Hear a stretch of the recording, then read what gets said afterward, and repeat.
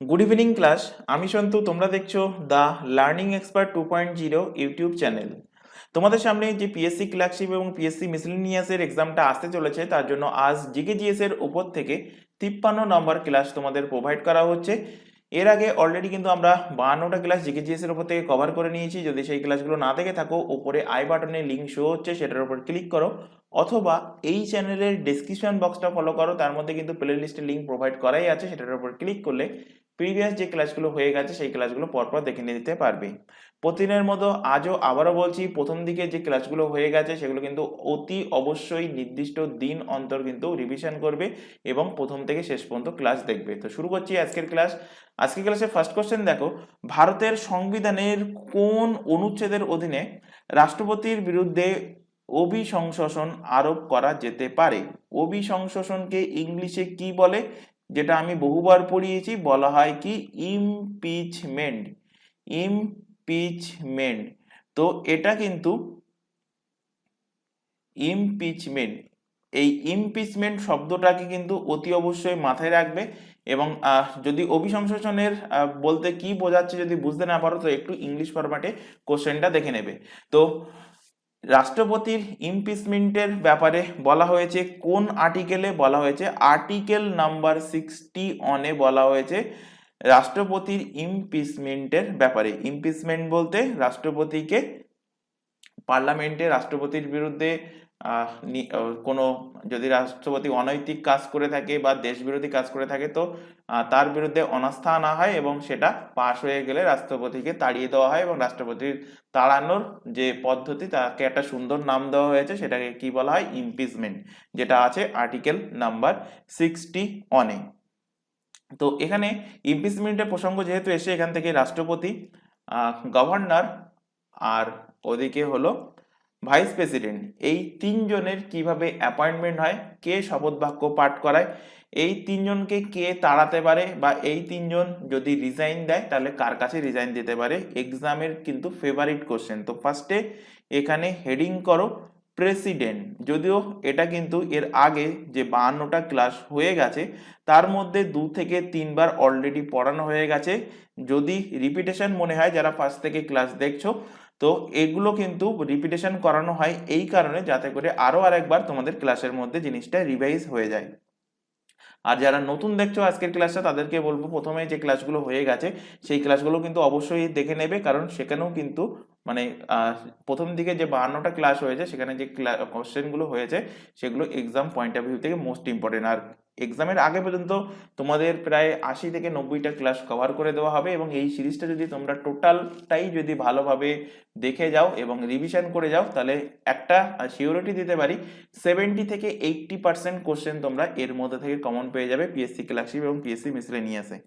তো এখান থেকে দেখো প্রেসিডেন্ট, প্রেসিডেন্ট হেডিং করো। প্রেসিডেন্ট থেকে 3টে পয়েন্ট হেডিং করো, যে প্রেসিডেন্টের অ্যাপয়েন্টমেন্ট, প্রেসিডেন্টের অ্যাপয়েন্টমেন্ট হয় কিভাবে? আচ্ছা, প্রেসিডেন্ট নমিনেটেড হয় মানে মনোনীত হয়, না ইলেক্টেড হয়?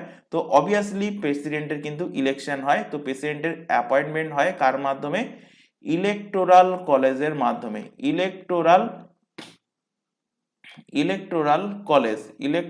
কলেজের মাধ্যমে প্রেসিডেন্টের ইলেকশন হয়। এই যে ইলেকশনটা হয়, এই ইলেকশনে কে কে অংশগ্রহণ করতে পারে? এক্সামের মোস্ট ফেভারিট কোশ্চেন। তো এই যে প্রেসিডেন্টের যে ইলেকশন, প্রেসিডেন্টের ইলেকশনে লোকসভা অংশগ্রহণ করতে পারে। লোকসভার কি সবাই অংশগ্রহণ করতে পারে? না, লোকসভার শুধুমাত্র লোকসভার অনলি ইলেক্টেড মেম্বার, লোকসভার অনলি ইলেক্টেড মেম্বাররাই কিন্তু অংশগ্রহণ করতে পারে। রাষ্ট্রপতির ইলেকশনে লোকসভার পাশাপাশি রাজ্যসভার কিন্তু শুধুমাত্র ইলেক্টেড মেম্বাররা অংশগ্রহণ করতে পারে। এছাড়া রাজ্যের যে 28টা রাজ্য আছে, 28টা রাজ্যের যে বিধানসভা আছে, বিধানসভা কটা স্টেটের? 28 স্টেটের, 28টা রাজ্যের, ইউটির কথা কিন্তু বলেনি, মানে ইউনিয়ন টেরিটরির কথা বলেনি।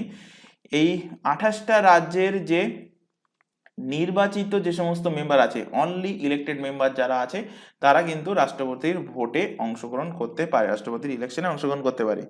নমিনেটের কথা কেন বলছি না, কারণ হলো লোকসভায় আগে দুজন নমিনেটেড হতো, যদিও সেটাকে 104তম অ্যামেন্ডমেন্টের মাধ্যমে হটিয়ে দেওয়া হয়েছে, অর্থাৎ এই লোকসভা থেকে কিন্তু সেই নমিনেটেড পার্সন মানে দুজন অ্যাংলো ইন্ডিয়ান লোকসভাতে নমিনেটেড হতো, তাদেরকে হটিয়ে দেওয়া হয়েছে। কিন্তু রাজ্যসভাতে 12 জন কিন্তু নমিনেশন করা হয়। সেই নমিনেশনটা কে করে, সেই নমিনেশনটা প্রেসিডেন্ট করে, অর্থাৎ রাষ্ট্রপতি করে। এবার সাপোজ ধরো যে রাষ্ট্রপতিটা সেই 12 জনকে নমিনেটেড করলো, বা তুমি মনে করো কোনো একটা জায়গায় কোনো একটা তুমি সরকারি অফিসে বা তুমি বেসরকারি জায়গায় কাজ করছো, তুমি 10 জনকে তুমি তোমার পছন্দের বন্ধু বান্ধব 10 জনকে এনে সেই অফিসে চাকরি দিলে। তো তারা এবার মনে করো তোমার সেখান থেকে ইনক্রিমেন্ট হলো, তুমি একটা নর্মাল পার্সন ছিলে, সেখান থেকে তোমার হয়তো চেয়ারম্যান বা ভাইস চেয়ারম্যান পদ তোমার দেওয়া হবে। তো তার জন্য একটা ইলেকশন হলো তোমাদের কোম্পানির স্টাফের মধ্যে, তো সেই 10 জন তো অবভিয়াসলি তোমার ফেভারে ভোট করবে। তো এখানেও কিন্তু সেম, এই রাজ্যসভাতে যে 12 জন যে নমিনেটেড মেম্বার আছে, তারা কিন্তু অবভিয়াসলি পুরানো যে প্রেসিডেন্ট ছিল তিনি যদি আরো আরেকবার ইলেকশনে দাঁড়ান, তো এই 12 জন মেম্বার কিন্তু সেই পুরানো প্রেসিডেন্টের ফেভারে ভোট করবে, কারণ সেই প্রেসিডেন্টই কিন্তু তাদেরকে রাজ্যসভার মেম্বার করিয়েছিল। সেই কারণে নমিনেটেড পার্সনরা কিন্তু রাষ্ট্রপতির ভোটে অংশগ্রহণ করতে পারে না। এছাড়া এখান থেকে আরেকটা কোশ্চেন দেবে, তাহলে রাষ্ট্রপতির ভোটে কে কে অংশগ্রহণ করতে পারে? লোকসভা পারে, রাজ্যসভা পারে, বিধানসভা শুধুমাত্র ইলেক্টেড মেম্বাররা। এবার এখানে আমি কি বললাম, 28টা স্টেটের বিধানসভা, তাহলে ইউটি বাকি থেকে যাচ্ছে। তাই এখান থেকে কোশ্চেন দেয় যে কোন কোন ইউটি থেকে রাষ্ট্রপতির ইলেকশন অংশগ্রহণ করে। তো কোন কোন কেন্দ্রশাসিত অঞ্চল অংশগ্রহণ করে? তো দিল্লি অংশগ্রহণ করে, এবং দিল্লির পাশাপাশি আরেকটা ইউটি, সেটা হলো পুদুচেরি। দিল্লি এবং পুদুচেরি এই দুটো ইউনিয়ন টেরিটরি প্রেসিডেন্টের ইলেকশনে অংশগ্রহণ করতে পারে। কোশ্চেনটা ভেরি ভেরি ইম্পর্টেন্ট, অবশ্যই কিন্তু মাথায় রাখবে। এবার প্রেসিডেন্টের ইলেকশন হয়ে গেল, প্রেসিডেন্ট নির্বাচন হয়ে গেল, তাহলে প্রেসিডেন্ট নির্বাচন হয়ে গেলে প্রেসিডেন্টের কি হবে? শপথ বাক্য পাঠ হবে, অর্থাৎ ওথ। তো প্রেসিডেন্টের শপথ বাক্য কে পাঠ করাবে? পাঠ করাবে chief justice of India. Chief justice of India অর্থাৎ সুপ্রিম কোর্টের chief justice of supreme court, supreme কোর্টের যিনি প্রধান বিচারপতি, তিনি কিন্তু প্রেসিডেন্টের শপথ বাক্য পাঠ করাবেন। প্রেসিডেন্ট যদি কোনোদিন রিজাইন দিতে চায়, যদি সে রিজাইন দিতে চায়, তাহলে সে কার কাছে দেবে? আরেকটা কোশ্চেন দেয় যে প্রেসিডেন্টের ইমপিচমেন্ট, ইমপিচমেন্ট যেটা এখানে কোশ্চেনে ছিল, কত নম্বর আর্টিকেলে ইমপিচমেন্টের কথা বলা হয়েছে? আর্টিকেল 61-এ। তো প্রেসিডেন্ট যদি কোনোদিন রিজাইন দিতে চায়, তো সে কার কাছে রিজাইন দেবে? সে রিজাইন দেবে ভাইস প্রেসিডেন্টের কাছে কিন্তু রিজাইন দেবে। প্রত্যেকটা কোশ্চেন কিন্তু মোস্ট ইম্পর্টেন্ট, সেই কারণে কিন্তু ডিটেলসে ধীরে ধীরে বোঝানো হচ্ছে। ভালোভাবে খেয়াল করবে, খাতায় নোট ডাউন করবে, কারণ মোস্ট ইম্পর্টেন্ট কোশ্চেন প্রিভিয়াস ইয়ারের কোশ্চেনে দিয়েছে। আর ইমপিচমেন্ট করার ক্ষমতা কার আছে? ইমপিচমেন্ট করার ক্ষমতা আছে সংসদ, অর্থাৎ ভারতের পার্লামেন্টের। ভারতের পার্লামেন্ট কিন্তু, পার্লামেন্ট বলতে কি, পার্লামেন্টের মধ্যে লোকসভা এবং রাজ্যসভা উভয়ই চলে আসে।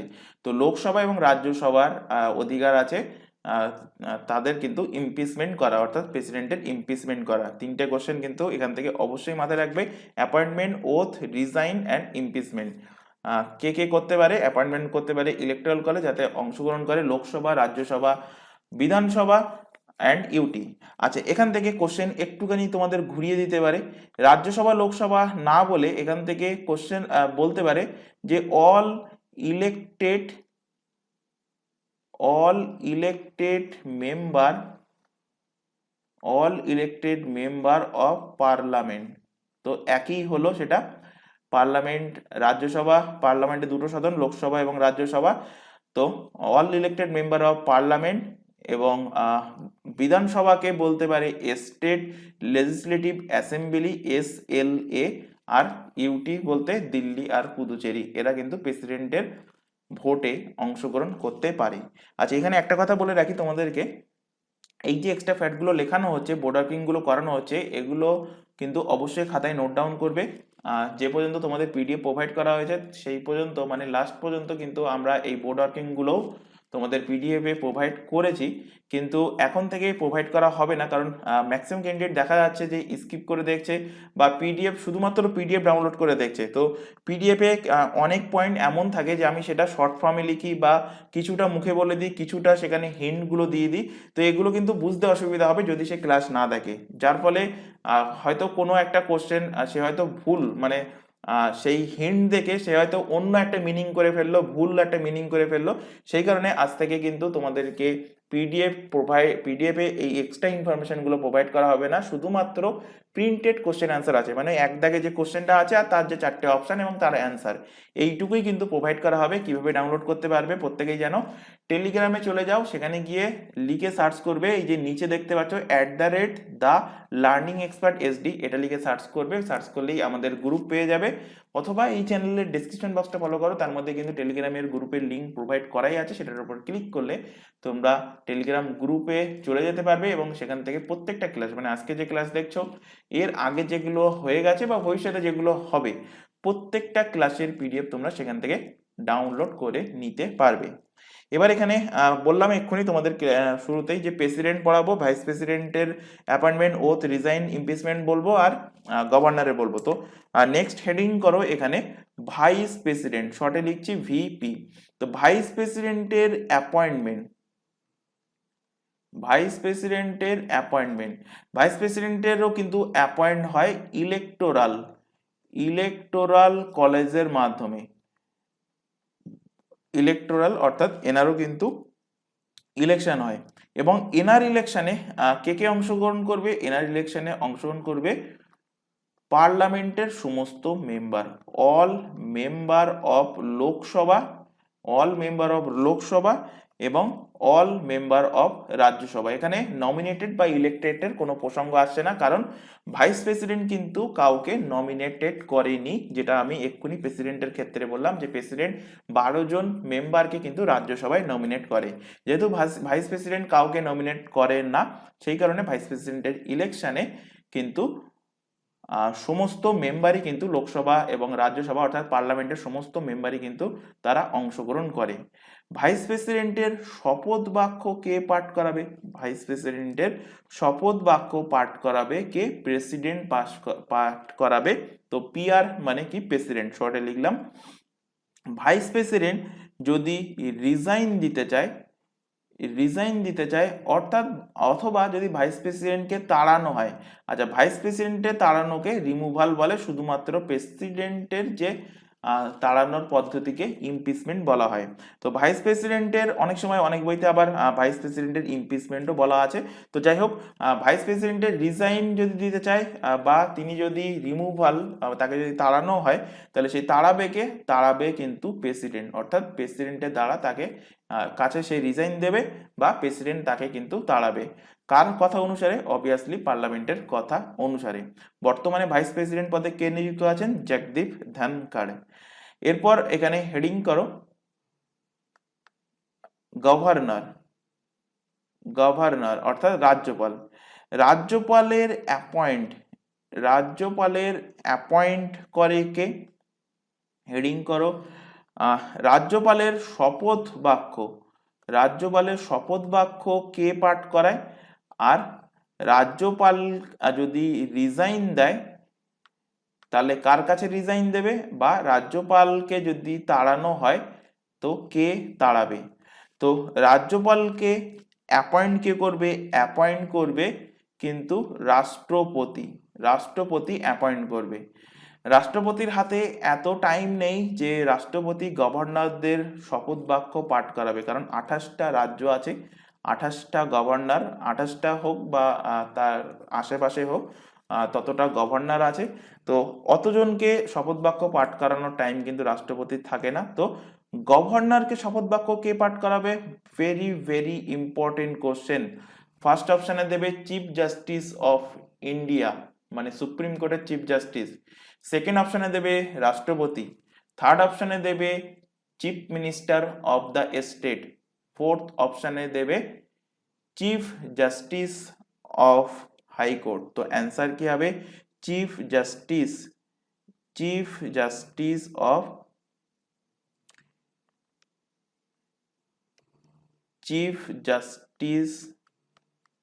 অফ হাইকোর্ট, অর্থাৎ যে স্টেটের জন্য তাকে গভর্নর করা হচ্ছে সেই স্টেটের যে হাইকোর্ট, সেই স্টেটটা যে হাইকোর্টের আন্ডারে পড়ে সেই হাইকোর্টের চিফ জাস্টিস কিন্তু তাকে শপথ বাক্য পাঠ করাবে। এবং যদি গভর্নর রিজাইন দিতে চায় বা গভর্নরকে যদি তাড়াতে হয় তাহলে তাড়াবে কিন্তু প্রেসিডেন্ট তাড়াবে। তাহলে এখান থেকে তিনটে ফ্যাক্ট আলোচনা করে দিলাম, vice president, governor and president. আচ্ছা, এখানে দেখো অপশন সিতে আছে আর্টিকেল 76। তো এখানে হেডিং করো আর্টিকেল নাম্বার 76, ইম্পর্টেন্ট, তাই এখানে আলোচনা করে দিচ্ছি। আর্টিকেল 76-এ কি বলা আছে? বলা আছে অ্যাটর্নি জেনারেল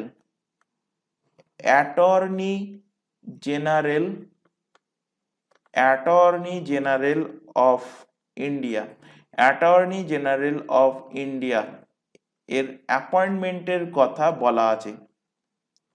অ্যাটর্নি জেনারেলের অ্যাপয়েন্টমেন্টের কথা বলা আছে। কত নাম্বার আর্টিকেলে? Article number 76-এ।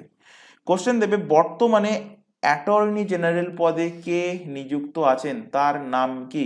তো বর্তমানে নিযুক্ত আছেন, তার নাম হলো আর ভেঙ্কটারামণি। ভেঙ্কটারামণি। কোশ্চেন দেবে এই যে অ্যাটর্নি জেনারেলের কথা বললাম, অ্যাটর্নি জেনারেল বলতে কি? অ্যাটর্নি জেনারেল হলো সেন্ট্রাল গভর্নমেন্টের, কেন্দ্র সরকারের সর্বোচ্চ আইনকর্তা। কেন্দ্র সরকারের কি বললাম? কেন্দ্র সরকারের সর্বোচ্চ আইনকর্তা,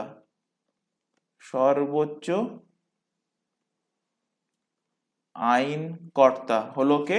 অ্যাটর্নি জেনারেল। তাহলে যদি কোশ্চেন দেয় যে কেন্দ্র সরকারের দ্বিতীয় সর্বোচ্চ আইনকর্তার নাম কি, তো তার নাম হলো, তাকে বলা হয় কি? তাকে বলা হয় সলিসিটার জেনারেল অফ ইন্ডিয়া। তো বর্তমানে কে সলিসিটার জেনারেল অফ ইন্ডিয়া, তার নাম কি? কোশ্চেন দেবে, তো মাথায় রাখবে তার নাম হলো তুষার মেহতা। আবারও বলছি, যখন তোমরা ক্লাসটা দেখছো, যদি আজকে না দেখে আজ থেকে 1 মাস পর হোক, 15 দিন পর হোক, বা 2 মাস 3 মাস পরে হোক, তো এই যে এখন কে নিযুক্ত আছে, এই যেগুলো বলা হয়, সে গভর্নর হোক বা তোমাদের কোনো স্টেটের চিফ মিনিস্টার হোক বা এই অ্যাটর্নি জেনারেল হোক বা সলিসিটর জেনারেল হোক, এগুলো চেঞ্জ হতেই পারে। সুতরাং তোমরা এক্সামের জাস্ট আগে 10 দিন আগে তোমরা কিন্তু এগুলোকে গুগল থেকে সার্চ করে এখন বর্তমানে কে নিযুক্ত আছে সেগুলোকে আপডেট করে নেবে যদি কোনোটা চেঞ্জ হয়। আর যারা রেগুলার বেসিসে এই চ্যানেলে কারেন্ট অ্যাফেয়ার্সের ক্লাস দেখছো, তাদেরকে কারেন্ট অ্যাফেয়ার্সের ক্লাসেই কিন্তু আপডেট করিয়ে দেওয়া হবে। আচ্ছা, সলিসিটর জেনারেলও কিন্তু সেন্ট্রালের দ্বিতীয় সর্বোচ্চ আইনকর্তা। ইনি হলেন সেকেন্ড হাইয়েস্ট। এখানে শর্টে লিখে দিলাম, তোমরা ফুল ফর্মে লিখে রাখবে। দ্বিতীয় সর্বোচ্চ আইনকর্তাকে বলা হয় সলিসিটর জেনারেল, তিনি হলেন তুষার মেহতা। এই একই রকম পদ কিন্তু রাজ্যের ক্ষেত্রেও আছে। তাকে কি বলা হয়? মানে রাজ্যের সর্বোচ্চ আইনকর্তা। তিনি কে? তিনি হন রাজ্যের সর্বোচ্চ আইনকর্তা। তাকে কি বলা হয়? তাকে বলা হয় অ্যাডভোকেট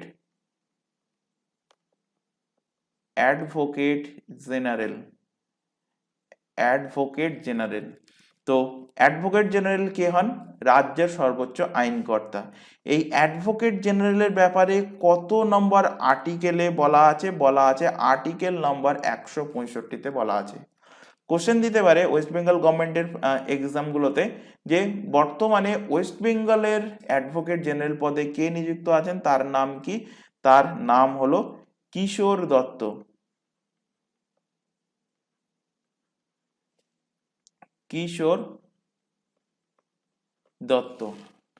এই যে এক্সট্রা ফ্যাক্টগুলো লেখানো হলো, এগুলো কিন্তু আবারও বলছি খাতায় নোট ডাউন করবে। চলে আসো পরের কোশ্চেন।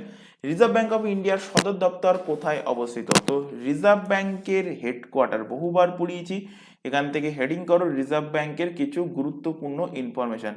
ফার্স্ট সেটা হলো রিজার্ভ ব্যাংকের ইস্টাবলিশ কবে হয়েছিল? তো রিজার্ভ ব্যাংকের ইস্টাবলিশ হয়েছিল 1 এপ্রিল 1935-এ রিজার্ভ ব্যাংকের কিন্তু ইস্টাবলিশ হয়। রিজার্ভ ব্যাংকের সেকেন্ড, এখান থেকে হেডিং করো, রিজার্ভ ব্যাংকের হেডকোয়ার্টার কোথায় অবস্থিত? তো 1935-এ যখন রিজার্ভ ব্যাংক ইস্টাবলিশ হয়েছিল, ইস্টাবলিশ কোথায় হয়েছিল? আমাদের ওয়েস্ট বেঙ্গলের কলকাতাতে কিন্তু রিজার্ভ ব্যাংকের ইস্টাবলিশ হয়েছিল। কলকাতা থেকে রিজার্ভ ব্যাংকটাকে সরিয়ে নিয়ে যাওয়া হয় কোথায়? 1937 সালে, জাস্ট 2 বছর পরে 1937 সালে কলকাতা থেকে রিজার্ভ ব্যাংককে সরিয়ে নিয়ে যাওয়া হয় কোথায়? নিয়ে যাওয়া হয় মুম্বাইতে, মহারাষ্ট্রের মুম্বাইতে। তো এখানেই অবস্থিত বর্তমানে রিজার্ভ ব্যাংক অফ ইন্ডিয়ার হেডকোয়ার্টার, অর্থাৎ মুম্বাইতে রিজার্ভ ব্যাংক অফ ইন্ডিয়ার কিন্তু হেডকোয়ার্টার অবস্থিত। মুম্বাইতে অনেক জিনিসের হেডকোয়ার্টার, যেমন রিজার্ভ ব্যাংকের হেডকোয়ার্টার অবস্থিত, স্টেট ব্যাংকের হেডকোয়ার্টার অবস্থিত, বোম্বে স্টক এক্সচেঞ্জের হেডকোয়ার্টার অবস্থিত, তারপর বিসিসিআই এর হেডকোয়ার্টার অবস্থিত। এগুলো ম্যাক্সিমাম হেডকোয়ার্টার কিন্তু মুম্বাইতে অবস্থিত আছে। আর দিল্লিতেও কিন্তু অনেক কিছু হেডকোয়ার্টার আছে। তো কোনটা কোথায় আছে সেগুলো কিন্তু খেয়াল রাখবে ভালোভাবে। রিজার্ভ ব্যাংক অফ ইন্ডিয়ার এখান থেকে নেক্সট কোশ্চেন দেবে যে বর্তমান এখন প্রেজেন্ট গভর্নর পদে কে নিযুক্ত আছেন? তো প্রেজেন্ট গভর্নর পদে নিযুক্ত আছেন শক্তিকান্ত দাস। কে নিযুক্ত আছেন? শক্তিকান্ত দাস। শক্তিকান্ত দাস থেকে যে কোশ্চেনটা দেবে সেটা হলো, শক্তিকান্ত দাস 2023 সালে governor of the year, governor of the year অ্যাওয়ার্ডে সম্মানিত হয়েছেন। তো যদি কোশ্চেন দেয় 2023 সালে governor of the year award কে পেয়েছেন? পেয়েছেন RBI governor Shaktikanta Das. Question দেবে এখান থেকে রিজার্ভ ব্যাংক থেকে, এই যে রিজার্ভ ব্যাংকের গঠন হয়েছিল 1 এপ্রিল 1935 সালে কোন কমিটি সুপারিশে? তো Hilton young committee, Hilton young কমিটির সুপারিশে, হিল্টন ইয়ং কমিটির সুপারিশে রিজার্ভ ব্যাংক অফ ইন্ডিয়ার কিন্তু ইস্টাবলিশ করা হয়েছিল। কোশ্চেন দেবে রিজার্ভ ব্যাংক অফ ইন্ডিয়ার প্রথম গভর্নর কে ছিলেন? কোশ্চেন দিয়েছিল, এগুলো যদি প্রিভিয়াস ইয়ারে কোশ্চেন কেটে দেখো দেখবে এই সমস্ত কোশ্চেন কিন্তু এক্সামে দিয়েছে। তো ফার্স্ট গভর্নর কে? ফার্স্ট গভর্নর হলেন ওসবোর্ন স্মিথ। ওসবোর্ন স্মিথ ইনি ছিলেন একজন ইংরেজ। তাই এখান থেকে কোশ্চেন দেবে আরেকটা যে ফার্স্ট ইন্ডিয়ান গভর্নর, প্রথম ভারতীয় রিজার্ভ ব্যাংকের গভর্নর পদে কে নিযুক্ত ছিলেন? তার নাম হলো সি.ডি. দেশমুখ। সি.ডি. দেশমুখ। এখান থেকে কোশ্চেন দেবে যে রিজার্ভ ব্যাংকের ন্যাশনালাইজড কবে হয়, অর্থাৎ রাষ্ট্রীয়করণ।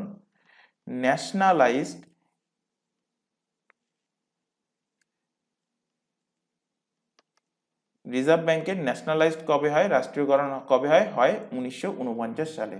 তাহলে এখান থেকে আশা করি অ্যান্সার পেয়ে গেছো। অ্যান্সার কি হবে? রিজার্ভ ব্যাংকের হেডকোয়ার্টার কোথায় অবস্থিত? মুম্বাইতে অবস্থিত। চলে আসো পরবর্তী কোশ্চেন, ব্যাংকের গ্রাহকদের অভিযোগ দূর করবে কে? তো ব্যাংকের গ্রাহকদের অভিযোগ দূর করার জন্য 2006 সালে ব্যাংকিং অম্বুডসম্যান গঠন করা হয়েছিল। কবে গঠন করা হয়েছিল ব্যাংকিং অম্বুডসম্যান বা ন্যায়পাল প্রকল্প? এটা 2006 সালে ভারত সরকারের গৃহীত সিদ্ধান্ত অনুসারে সৃষ্ট একটা আপাত দৃষ্টিতে একটা আইনি সংস্থা, যার দ্বারা সংশ্লিষ্ট ব্যাংক ও গ্রাহকদের ঐক্যমত্যে ভারতের ব্যাংকিং পরিষেবার যে উদ্বুদ্ধ গ্রাহকদের মধ্যে অসন্তোষ বা তাদের মধ্যে উদ্বুদ্ধ হওয়া যে অভিযোগ, এগুলোর নিষ্পত্তি ও সমাধান করবে কে? এই ব্যাংকিং অম্বুডসম্যান। আচ্ছা, এখানে রিজার্ভ ব্যাংক অফ ইন্ডিয়ার এক্ষুনি ডিটেলসে আলোচনা করে দিলাম, স্টেট ব্যাংক অফ ইন্ডিয়াটা এখানে আলোচনা করছি। তোমরা যদি প্রিভিয়াস ইয়ারের কোশ্চেন ঘেটে দেখো দেখবে যে স্টেট ব্যাংক থেকে অনেক কোশ্চেন দিয়েছে। স্টেট ব্যাংকের ইস্টাবলিশ কবে হয়েছিল, স্টেট ব্যাংকের চেয়ারম্যান কে বর্তমান, কোশ্চেন দেয় স্টেট ব্যাংকের প্রিভিয়াস নাম কি ছিল। তো এখান থেকে দেখো স্টেট ব্যাংকের হিস্ট্রি। স্টেট ব্যাংক কিন্তু ফার্স্টে ছিল তিনটে ব্যাংক। কিভাবে স্টেট ব্যাংক তৈরি হলো সেটা দেখো। ফার্স্টে ছিল তিনটি ব্যাংক, ছিল ব্যাংক অফ কি ছিল? বোম্বে, ছিল ব্যাংক অফ ম্যাড্রাস, আরেকটা ছিল bank of Calcutta, bank of Calcutta. এই তিনটে ব্যাংক কি হয়, তিনটে ব্যাংক মার্জড হয়। কত সালে মার্জড হয় তিনটে ব্যাংক? 1921 সালে মার্জড হয়। মার্জড হয়ে ব্যাংক তিনটের নাম একত্রিতভাবে হয়ে যায় কি, ইম্পেরিয়াল, ইম্পেরিয়াল ব্যাংক। এই ইম্পেরিয়াল ব্যাংক কিছুদিন চলতে থাকে, চলতে চলতে চলতে চলতে যখন এটা 1 জুলাই 1955 সাল যখন আসে, তো 1 জুলাই 1955 সালে ইম্পেরিয়াল ব্যাংকের কি হয়, ন্যাশনালাইজড হয়, অর্থাৎ রাষ্ট্রীয়করণ হয়। কি হয়? রাষ্ট্রীয়করণ। রাষ্ট্রীয়করণ হয়ে এই ব্যাংকের নাম পরিবর্তন হয়ে যায় কি, SBI, state bank of India. তাই যদি কোশ্চেন দেয় স্টেট ব্যাংকের ইস্টাবলিশ কবে হয়েছিল, হয়েছিল 1 জুলাই 1955 সালে। স্টেট ব্যাংকের প্রিভিয়াস নাম কি ছিল, নাম ছিল ইম্পেরিয়াল ব্যাংক। কোশ্চেনগুলো কিন্তু অবশ্যই অবশ্যই মাথায় রাখবে।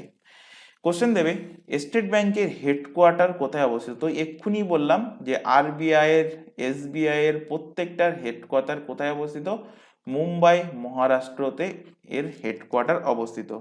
কোশ্চেন দেবে স্টেট ব্যাংকের বর্তমান চেয়ারম্যান, বর্তমান চেয়ারম্যান পদে কে নিযুক্ত আছেন। তো বর্তমান চেয়ারম্যান পদে নিযুক্ত আছেন দীনেশ কুমার, দীনেশ কুমার খাড়া। দীনেশ কুমার খাড়া বর্তমান চেয়ারম্যান পদে নিযুক্ত আছেন এবং ইনি 26তম চেয়ারম্যান, এই দীনেশ কুমার খাড়া। এবং এর পরবর্তী চেয়ারম্যান কে হবেন তার নাম ঘোষণা হয়ে গেছে, অর্থাৎ 27th চেয়ারম্যান কে হবেন তার নাম ঘোষণা হয়ে গেছে। এবং তিনি কত তারিখ থেকে, 28 আগস্ট, 28 আগস্ট থেকে চেয়ারম্যান পদে, স্টেট ব্যাংকের চেয়ারম্যান পদে তিনি নিযুক্ত হবেন, 28 আগস্ট 2024। তো এনার নামটা মাথায় রাখবে, এনার নামটা একটু বড় এবং খটোমটো মতো, ছাল্লা, ছাল্লা শ্রীনিভাসালু, ছাল্লা শ্রীনিভাসলু শেট্টি, শ্রীনিভাসলু শেট্টি। ইনি 28 আগস্ট 2024 থেকে চেয়ারম্যান হবেন স্টেট ব্যাংক অফ ইন্ডিয়ার। নাম কিন্তু অলরেডি ঘোষণা হয়ে গেছে, কিন্তু বর্তমানে এখন কে আছেন, এখন আছেন দীনেশ কুমার খাড়া। চলে আসো পরবর্তী কোশ্চেন। ভারতের বৈদেশিক মুদ্রার সব থেকে বড় অবদান কার। তো সব থেকে বড় অবদান হলো রঙ্গ এবং গহনা, অপশন সি এর সঠিক অ্যান্সার। চলে আসো পরবর্তী কোশ্চেনে। হোলকার ট্রফি নিম্নলিখিত কোন খেলার সাথে সম্পর্কিত। হোলকার ট্রফি, তো হোলকার ট্রফি ব্রিজ খেলার সাথে সম্পর্কিত, অপশন বি এর সঠিক অ্যান্সার হবে। ব্যাডমিন্টন খেলার সাথে সম্পর্কিত দুটো ট্রফি পড়াবো, সেটা হলো কি থমাস কাপ, থমাস কাপ, আরেকটা কি, আরেকটা হলো Uber cup, Uber cup. Thomas cup recently তোমাদের এসএসসি সিএইচএসএল যে এক্সাম হয়েছে সেখানে কোশ্চেন দিয়েছিল থমাস কাপ কোন খেলার সাথে সম্পর্কিত। অপশানে ছিল পুরুষ ব্যাডমিন্টন, পুরুষ টেনিস, মহিলা ব্যাডমিন্টন, মহিলা টেনিস। তো অ্যান্সার কি হবে, ব্যাডমিন্টন। তো অবভিয়াসলি বুঝতে পেরেছো। তো থমাস কাপ হলো মেন্স ব্যাডমিন্টন, পুরুষদের ব্যাডমিন্টন কাপ, আর উবের কাপটা হলো মহিলাদের ওমেন্স ব্যাডমিন্টন কাপ। উভয় যে খেলাটা, এই থমাস কাপ এবং উবের কাপ, এই উভয় কাপের আয়োজন হোস্ট করেছিল 2024-এ। কোথায় আয়োজন হয়েছিল, আয়োজন হয়েছিল চীনে, চায়নাতে, চায়নাতে চেংদুতে আয়োজন হয়েছিল 2024-এ থমাস কাপ এবং উবের কাপ। এবং দুটো খেলাতেই এই থমাস কাপ এবং উবের কাপে উইনার কে হয়েছে, উইনার কে হয়েছে, উইনার 2024। তো 2024-এ উইনার হয়েছে কে, উইনার হয়েছে চায়না। এবং মহিলা যে ব্যাডমিন্টন উবের কাপ, এটাতেও 2024-এ উইনার হয়েছে কে, 2024-এ উইনার হয়েছে চায়না। তো থমাস কাপ এবং উবের কাপ মনে রাখা অতটা কঠিন না, শুধুমাত্র এইটুকু মনে রাখবে থমাসটা মেনদের জন্য আর উবেরটা হলো ওমেন্সদের জন্য। এবং আয়োজন হয়েছিল চায়নাতে, জিতেছেও কিন্তু মহিলা এবং পুরুষ দুটোই কিন্তু জিতেছে। কারা? দুটোই জিতেছে, চায়না জিতেছে। হকি থেকে রিলেট করো, হকির সাথে রিলেটেড কাপ হলো আগা খান কাপ। বহুবার এক্সামে কোশ্চেন দিয়েছে যে আগা খান কাপ কোন খেলার সাথে সম্পর্কিত, আগা খান কাপ হকি খেলার সাথে সম্পর্কিত। চলে আসো পরবর্তী কোশ্চেনে। আচ্ছা, এখানে তোমাদের একটা ছোট ইনফরমেশন প্রোভাইড করার আছে। তোমরা এখন যে ক্লাসটা দেখছো সেটা হলো পিএসসি মিসলেনিয়াস এবং পিএসসি ক্লার্কশিপ স্পেশাল জিকেজিএস এর ক্লাস। এছাড়া এখানে আদার্স যে এক্সামের নামগুলো দেখতে পাচ্ছ, প্রত্যেকটা এক্সামের জন্য আমাদের দুটো ইউটিউব চ্যানেল মিলিয়ে সম্পূর্ণ ফ্রিতে কিন্তু লাইভ ক্লাস প্রোভাইড করা হয়। লাইভ ক্লাস অ্যাটেন্ড না করতে পারলে ক্লাস থেকে যায় রেকর্ডেড ফরম্যাটে, সুতরাং রেকর্ডেড হিসেবেও কিন্তু পরবর্তীতে তোমরা ক্লাসগুলো দেখে নিতে পারবে। আর এই প্রত্যেকটা এক্সামের জন্য আমাদের কিন্তু আলাদা আলাদাভাবে হোয়াটসঅ্যাপ ব্যাচ ওপেন করা আছে।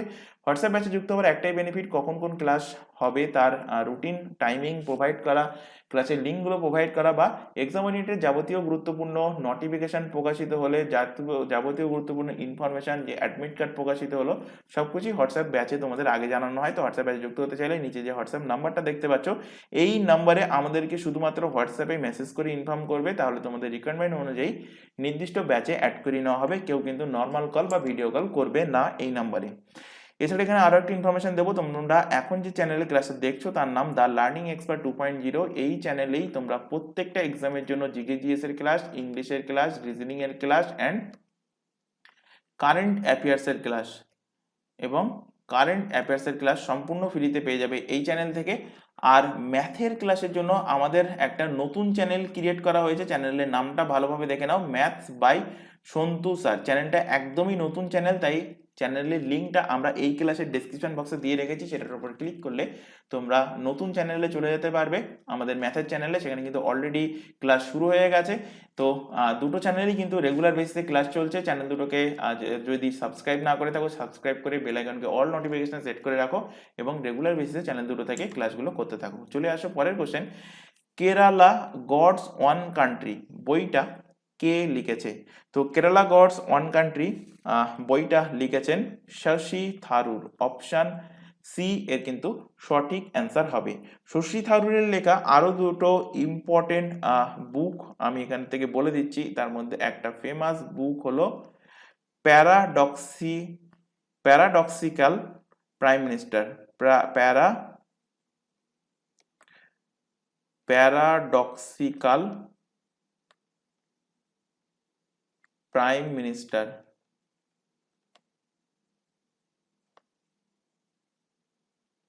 প্যারাডক্সিক্যাল প্রাইম মিনিস্টার কার লেখা? শশী থারুরের লেখা। আরেকটা বই এখান থেকে রিলেট করো, Nehru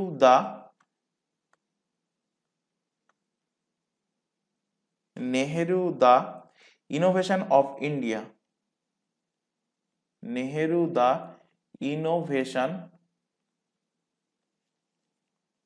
of India.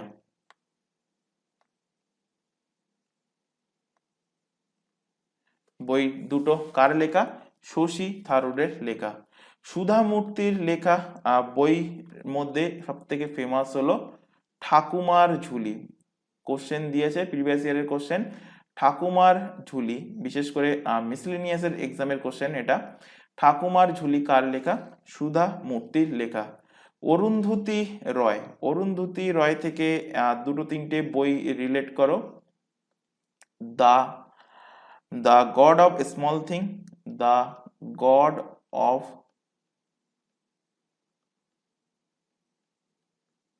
Small thing.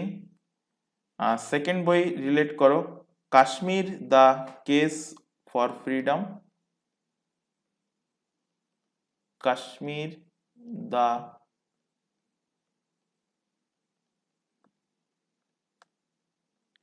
Case for freedom. আরেকটা রিলেট করো দ্য ডক্টর অ্যান্ড দ্য সান্থ।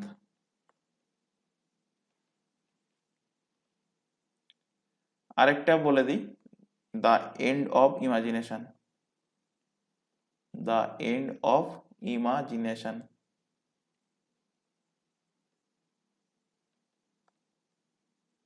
কার লেখা? অরুন্ধতী রায়ের লেখা। চলে আসো পরের কোশ্চেন। মিকি মাউস কার্টুন চরিত্রটির স্রষ্টা কে?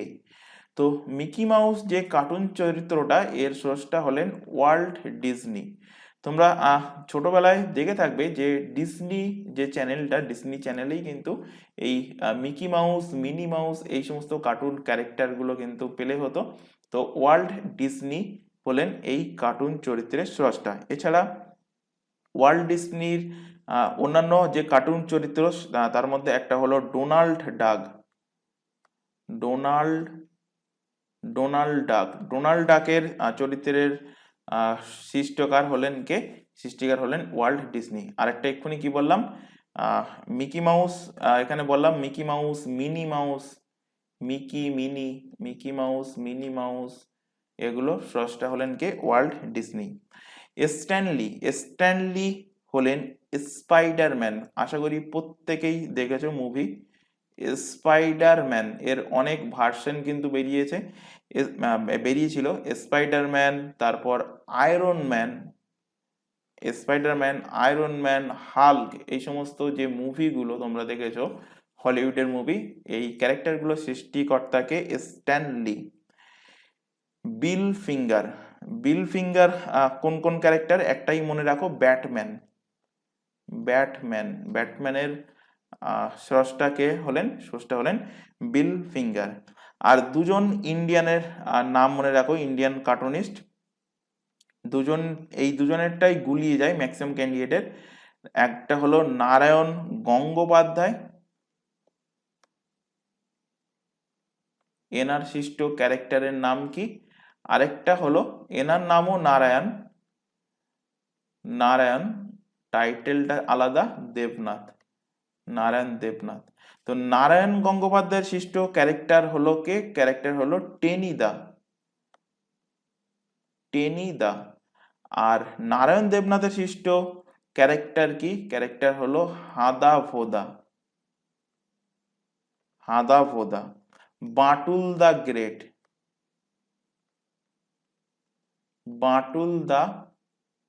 গ্রেট। আর হলো নন্টে ফন্টে। তো হাঁদা ভোদা, বাঁটুল দা গ্রেট, নন্টে ফন্টে, এগুলো হলো নারায়ণ দেবনাথের দ্বারা সৃষ্ট কার্টুন ক্যারেক্টার। চলে আসো পরের কোশ্চেন। নকরেক বায়োস্ফিয়ার রিজার্ভ কোন রাজ্যে অবস্থিত?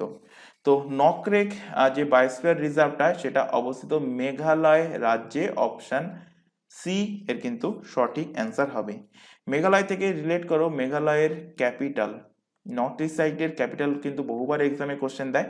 তো মেঘালয়ের ক্যাপিটাল কি? মেঘালয়ের ক্যাপিটাল হলো শিলং। মেঘালয়ের বর্তমান চিফ মিনিস্টার পদে কে নিযুক্ত আছেন? তো এক্ষুনি বললাম যে এই সমস্ত জিনিসগুলো, এই চিফ মিনিস্টার হোক বা গভর্নর হোক, এগুলো কিন্তু তোমরা এক্সামের জাস্ট কিছুদিন আগে এটা গুগল থেকে আপডেট দেখে নেবে যে তারা এখনো বর্তমান আছে কিনা। তো চিফ মিনিস্টার কে? চিফ মিনিস্টার হলেন কোনরাড সাংমা। আর গভর্নর পদে কে নিযুক্ত আছেন? গভর্নর পদে নিযুক্ত আছেন ফাগু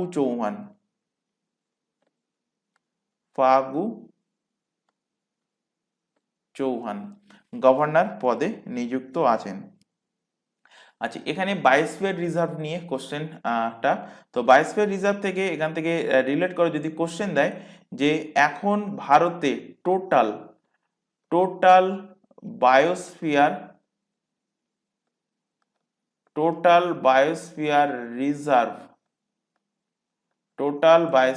রিজার্ভ ইন ইন্ডিয়া, ভারতে টোটাল বায়োস্ফিয়ার রিজার্ভের সংখ্যা কটা? তো বায়োস্ফিয়ার রিজার্ভের সংখ্যা হলো 18টা। এবার এখান থেকে কোশ্চেন দিতে পারে যে লার্জেস্ট বায়োস্ফিয়ার রিজার্ভ, ভারতের মধ্যে সব থেকে বড় largest biosphere reserve in India, তার নাম কি? তার নাম হলো গালফ অফ কাচ। গালফ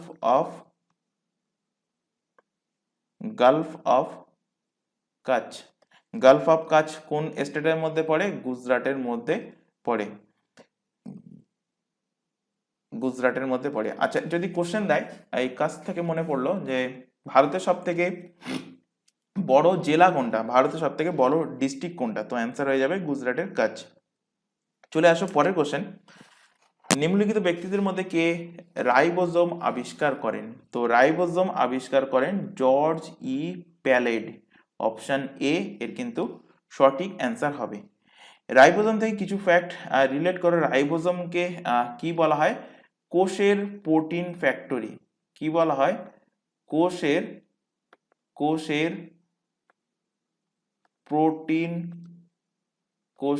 প্রোটিন ফ্যাক্টরি বলা হয় কাকে? কোষের প্রোটিন ফ্যাক্টরি বলা হয় রাইবোজোমকে। রাইবোজোম হলো সবথেকে ছোট কোষীয় অঙ্গাণু। রাইবোজোম কি? সবথেকে ছোট কোষীয় অঙ্গাণু। সবথেকে ছোট কোষ বলেনি, বলেছি সবথেকে ছোট কোষের মধ্যে যে অঙ্গাণুগুলো হয় সবথেকে ছোট কোষীয় অঙ্গাণু। কোষীয় অঙ্গাণু কি? সেটা হলো রাইবোজোম।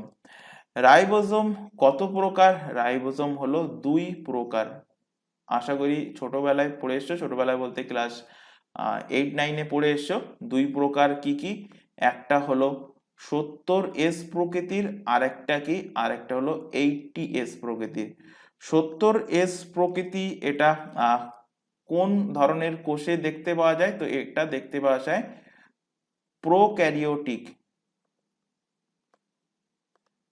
প্রোক্যারিওটিক কোষে দেখতে পাওয়া যায়। আর 80S প্রকৃতি এটা দেখতে পাওয়া যায় ইউক্যারিওটিক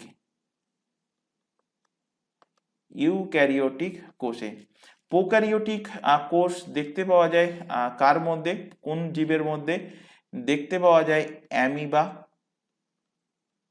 অ্যামিবা, দেখতে পাওয়া যায় ভাইরাস, অ্যামিবা ইত্যাদির মধ্যে প্রোক্যারিওটিক জাতীয় কোষ দেখতে পাওয়া যায়। আর ইউক্যারিওটিক বলতে সমস্ত যে অ্যানিম্যাল চোখে দেখতে পাওয়া যায় যে সমস্ত, তো অ্যানিম্যাল মানে খালি চোখে দেখতে পাওয়া যায় যেটা, অ্যানিম্যাল, তারপরে গাছ, প্লান্ট, সবগুলো কিন্তু ইউক্যারিওটিক কোষ দ্বারা তৈরি। অর্থাৎ 80S প্রকৃতির রাইবোজোম কিন্তু এর মধ্যে আছে। তাহলে রাইবোজোমের কাজ কি? কোষের প্রোটিন তৈরি করা, তাই এটাকে কোষের protein factory of the cell কিন্তু এরকে বলা হয়। অ্যালবার্ট ফন কলিকার কি আবিষ্কার করেন? তো ইনি হলেন ফাউন্ডার অফ মাইটোকন্ড্রিয়া।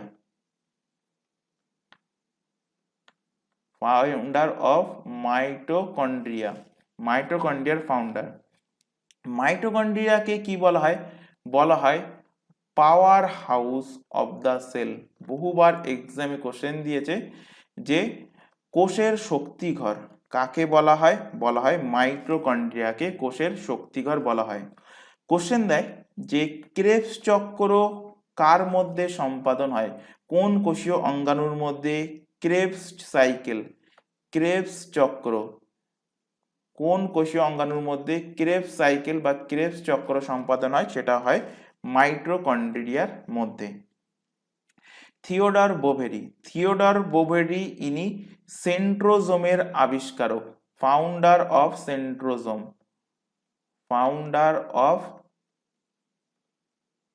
সেন্ট্রোজোম। আর রবার্ট ব্রাউন ইনি হলেন ফাউন্ডার অফ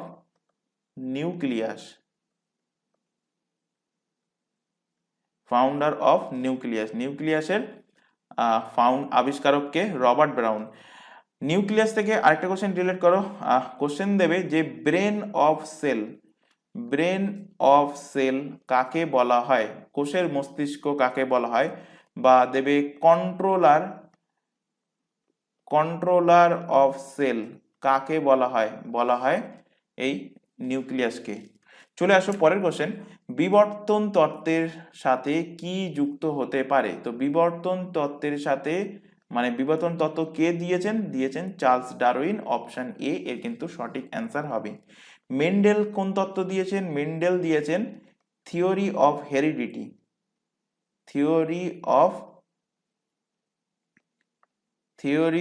হেরিডিটি, অর্থাৎ বংশগতির তত্ত্ব দিয়েছেন কে? মেন্ডেলে।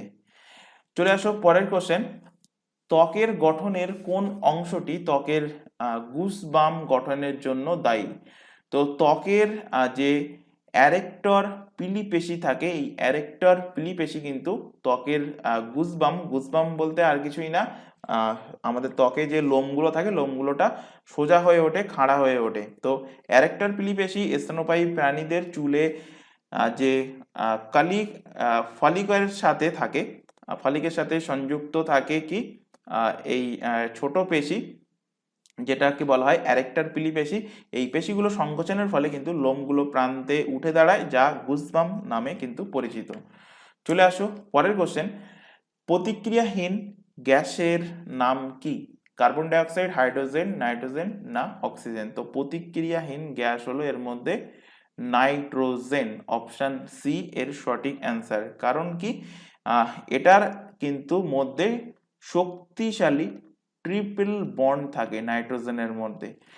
এই ট্রিপল বন্ডের জন্য দুটো নাইট্রোজেন পরমাণুকে একসাথে আবদ্ধ করে রাখে এবং এটিকে ভাঙা কিন্তু কঠিন করে তোলে। এবং নাইট্রোজেন কিন্তু ন্যাচারালি জ্বলে না, এবং সাধারণ তাপমাত্রায় এটা আমাদের পৃথিবীতে সবথেকে বেশি পার্সেন্টেজ যে গ্যাসটা আছে সেটা কি, সেটা হলো নাইট্রোজেন। তো যদি কোশ্চেন দেয় যে বায়ুতে সবথেকে বেশি, বায়ুতে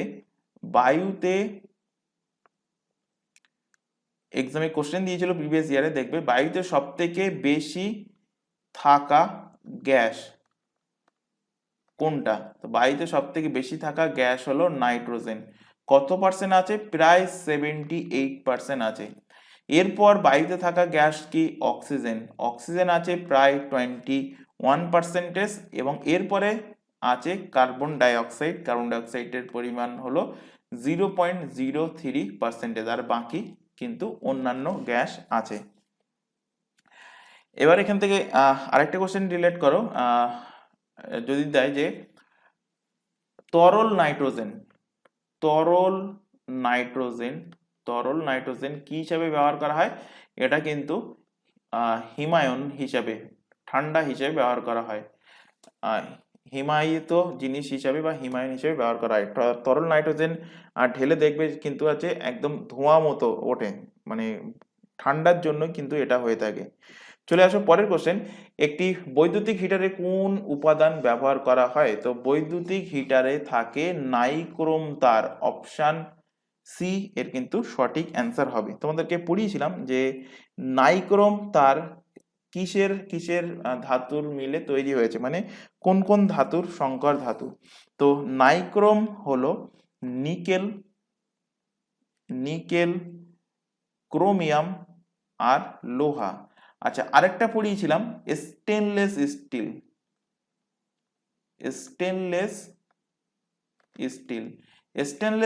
কিসের কিসের সংকর ধাতু, কোন কোন ধাতু? তো স্টেনলেস স্টিলের মধ্যেও নিকেল থাকে, ক্রোমিয়াম থাকে এবং লোহা থাকে, দুটোতেই সেম জিনিস থাকে। কিন্তু নাইক্রোম তারে কি থাকে? নাইক্রোম তারে এই তিনটের সাথে থাকে কি, থাকে ম্যাঙ্গানিজ Mn, আর স্টেনলেস স্টিলে এই তিনটের সাথে থাকে কার্বন। তো এই নিকেল, ক্রোমিয়াম এবং লোহার সাথে কার্বন থাকলে হয়ে যাবে স্টেনলেস স্টিল, আর নিকেল, ক্রোমিয়াম এবং লোহার সাথে ম্যাঙ্গানিজ থাকলে হয়ে যাবে সেটা কিন্তু নাইক্রোম তার। বৈদ্যুতিক হিটারে নাইক্রোম তার ব্যবহার করা হয়, এর মেন কারণ কি, এটা উচ্চ প্রতিরোধ ক্ষমতা রয়েছে এই নাইক্রোম তারে, এবং গরম অবস্থায় বাতাসে কিন্তু এটা স্থিতিশীল থাকে নাইক্রোম তারটা। আচ্ছা, এখানে সংকর ধাতুর প্রসঙ্গ যেহেতু এসছে, কিছু কিছু ইম্পর্টেন্ট সংকর ধাতু এখান থেকে আরো আরেকবার রিলেট করাচ্ছি। দুটো হয়ে গেল, স্টেনলেস স্টিল এবং নাইক্রোম তার। এখান থেকে লেখো টাইপ মেটাল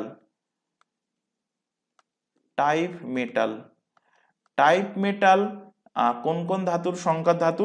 তো টাইপ মেটাল হলো টিন Sn, লেড Pb আর অ্যান্টিমনি Sb, এর সংকর ধাতু হলো টাইপ মেটাল। কোশ্চেন দিয়েছিল একটা এক্সামে যে জার্মান সিলভারে কত পার্সেন্ট, এর যে সংকর ধাতুতে কত পার্সেন্ট সিলভার থাকে জার্মান সিলভারের মধ্যে? তো অ্যান্সার কি হবে? 1%ও না, মানে 0% কিন্তু থাকে, মানে এতে সিলভারই থাকে না। তো কি কি ধাতুর দ্বারা তৈরি? এটা তৈরি কপার এবং জিঙ্ক। আচ্ছা, কপার আর জিঙ্ক মেলালে কি তৈরি হয়? কপার আর জিঙ্ক মেলালে তৈরি হয় ব্রাশ, অর্থাৎ পিতল। আচ্ছা, এখানে আগে লিখে নেই, পিতল ইংলিশে কি বলবো, ব্রাশ। আরেকটা হলো কাঁসা, ইংলিশে বলবো ব্রোঞ্জ। তো পিতল তৈরি হয় কপার এবং জিঙ্কের মিশ্রণে, আর কাঁসা তৈরি হয় কপার আর টিনের মিশ্রণে। তো কপার আর জিঙ্ক এ দুটো থাকে জার্মান সিলভার। এই এর সাথে আরেকটা জিনিস থাকে, তো কপার আর জিঙ্ক থাকা মানে পিতল আছে, তো পিতলের সাথে আরেকটা কি থাকে, থাকে এটা নিকেল। তো জার্মান সিলভারে কি কি ধাতুর দ্বারা জার্মান সিলভার তৈরি, কপার, জিঙ্ক অ্যান্ড নিকেল দ্বারা কিন্তু জার্মান সিলভার তৈরি। এখান থেকে আরেকটা রিলেট করো, গান মেটাল।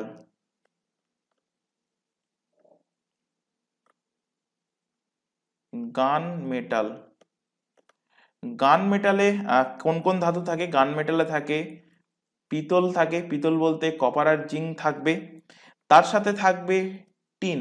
তো ধরে নিতে পারো পিতলও আছে কাঁসাও আছে, এবং এর সাথে থাকবে কি, থাকবে লেড।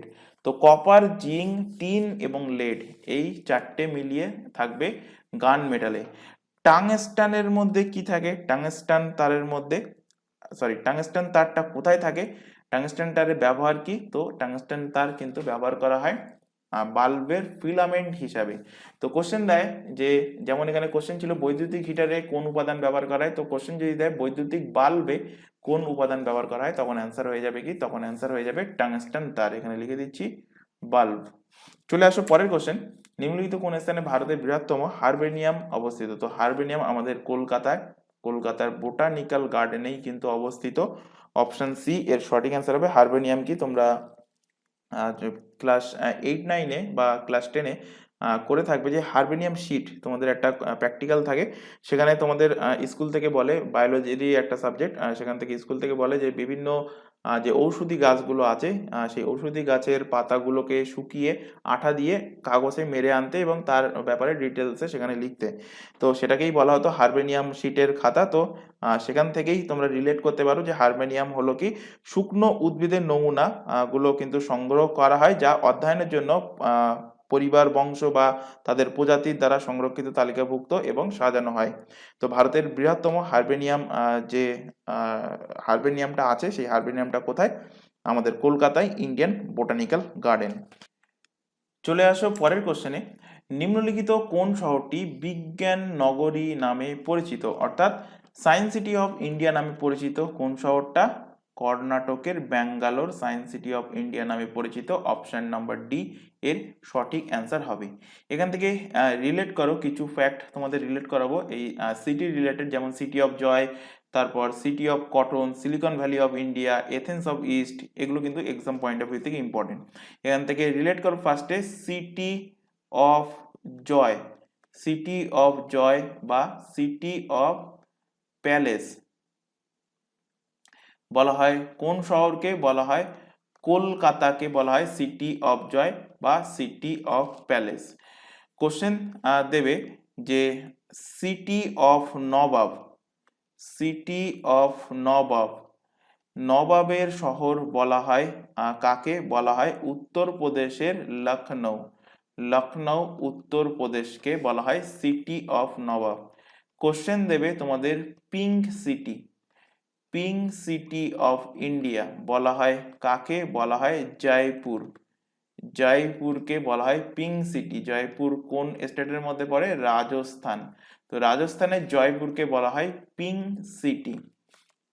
কোশ্চেন দেবে তোমাদের ভারতের রুড় বলা হয় কাকে, রুড় অফ ইন্ডিয়া, তো ভারতের রুড় বলা হয় কাকে, দুর্গাপুরকে, দুর্গাপুর।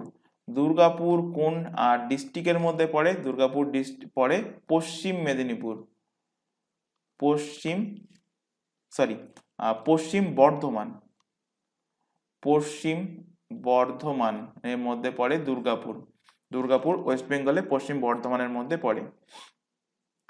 কোশ্চেন দেবে এখান থেকে যে ম্যানচেস্টার অফ ইন্ডিয়া, ম্যানচেস্টার থেকে তিনটে কোশ্চেন তোমাদের পড়িয়েছি, Manchester, Manchester of India.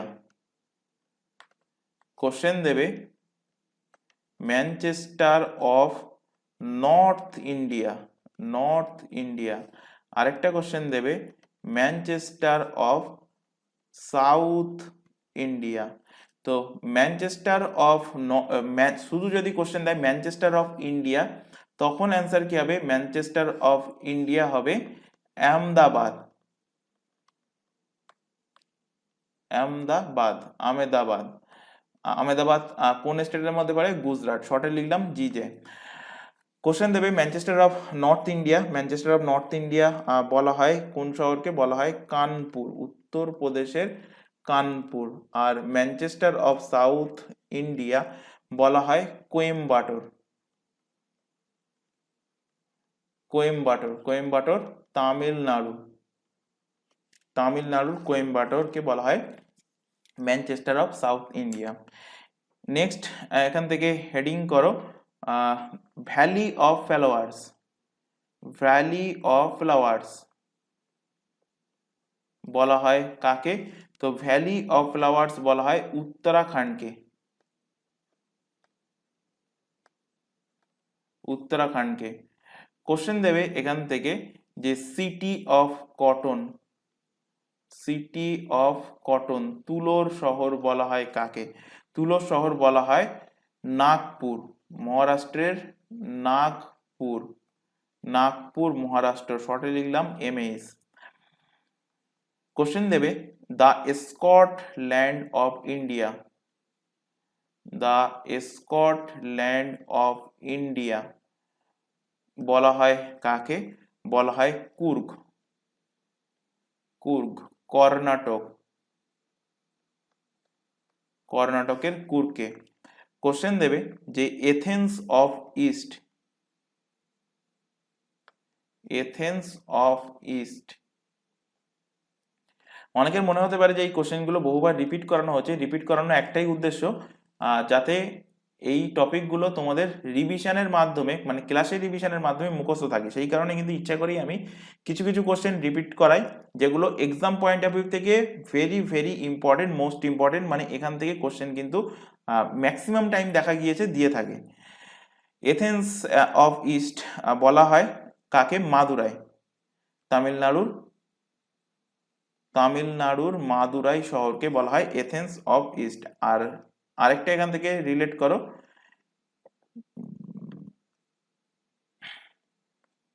Evergreen city of India.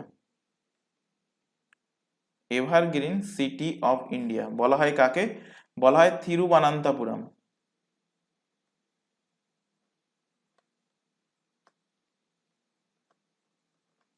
তিরুবানান্তপুরম, Kerala.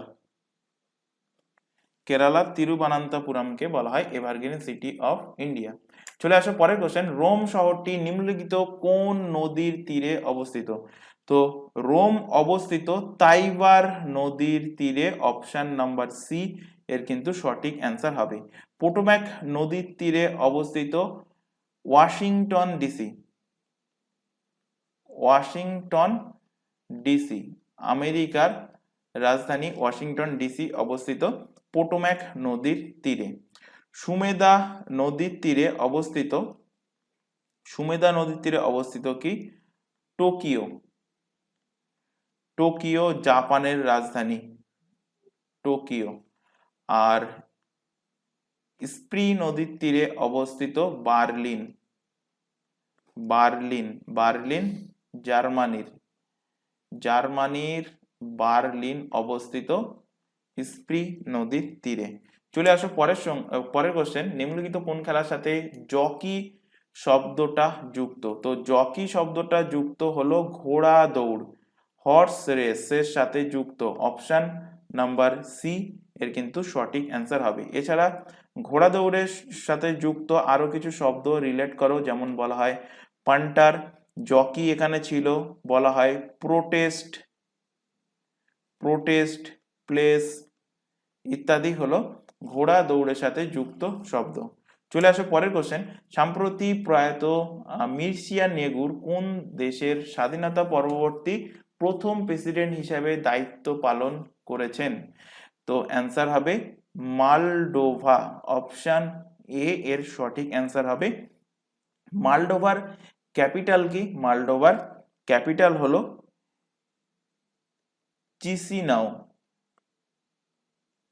চিসিনাও। চলে আসো পরের কোশ্চেন। বরুণা ফেজ 2 সম্প্রতি ইন্ডিয়ান নেভি এবং ফ্রেঞ্চ নেভির মধ্যে সংগঠিত হয়েছে, বরুণা এক্সারসাইজটা। তো এই Baruna exercise, military exercise obviously এটা কোথায় হয়েছে? ভারত মহাসাগর, আরব সাগর, কোঙ্কণ উপকূল না বঙ্গোপসাগর অঞ্চলে? তো বরুণা ফেজ 2 যেটা ইন্ডিয়ান নেভি এবং ফ্রেঞ্চ নেভির মধ্যে অনুষ্ঠিত হয়েছে সেটা হয়েছে অ্যারাবিয়ান সিতে, আরব সাগরে। অপশন এ এর কিন্তু সঠিক অ্যান্সার হবে। চলে আসো আজকে ক্লাসের last question. Global hunger index 2023-এ ভারতের র্যাঙ্ক কত? তো ভারতের র্যাঙ্ক হলো 111তম। অপশন নাম্বার এ এর কিন্তু সঠিক অ্যান্সার হবে। তো আশা করি আজকের ক্লাসে যে 20টা কোশ্চেন রাখা হয়েছিল প্রত্যেকটা কোশ্চেন তোমাদের ক্লিয়ার হয়েছে। যদি ক্লাস ভালো লেগে থাকে তো অবভিয়াসলি ক্লাসটাকে কিন্তু লাইক করবে, তোমার বন্ধু বান্ধবের মধ্যে শেয়ার করবে যারা পিএসসি ক্লার্কশিপ, পিএসসি মিসেলেনিয়াসের পাশাপাশি আদার্স অন্যান্য কম্পিটিটিভ এক্সামের জন্য প্রিপারেশন নিচ্ছে। তো আজকের ক্লাস আমরা এখানে শেষ করছি। আজকের ক্লাস এই পর্যন্ত। নেক্সট দেখা হবে পরবর্তী ক্লাস নিয়ে। Thank you.